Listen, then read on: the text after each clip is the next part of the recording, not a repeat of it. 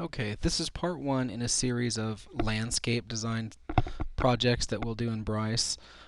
This is the most basic one, and that is sticking an island in the middle of an ocean and adding a sunset or something. There are various types that I will do, just mostly to show different skills and stuff. The first thing that I'd like to point out is I'm going to just do a smaller version here so that things render quickly.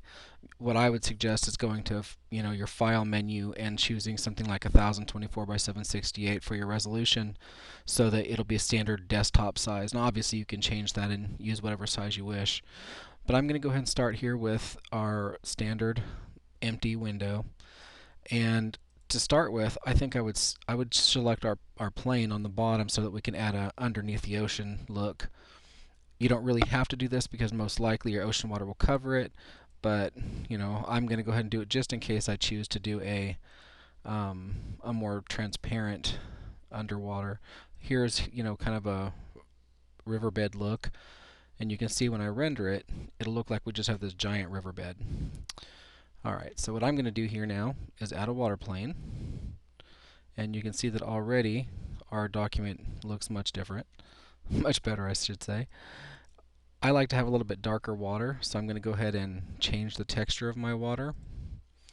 I can pick something like turbulence, or swirling water, or new age whale picture. There's all kinds of different settings here. Nighttime lake is nice. If I go ahead and try that, okay, that looks okay.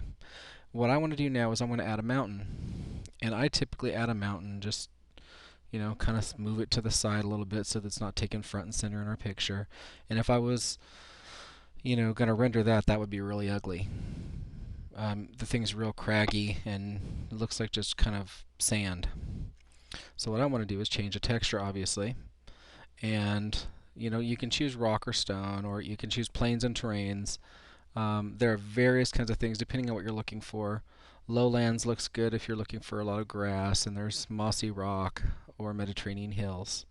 And if I was to just try one and do view or render, it looks pretty good, but you can see I still got all these kind of craggy looking things and it just still looks fake.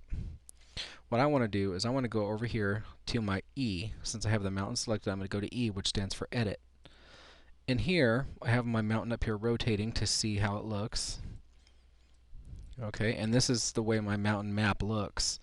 And if I was to click this button, I can actually change this and make it a little bit more fine-tuned. I usually go about 512. Now, the more fine-tuned it is, the longer it's going to take to render. So that's a good thing to remember. And what I want to do now is kind of erode it a little bit. I just kind of click that and drag to the right. And I can do that again. So here is now my eroded mountain, and you can see it looks way different up here. So I'm going to go ahead and do a checkbox just to see what it looks like. Okay, so you can see that the mountain looks really different now.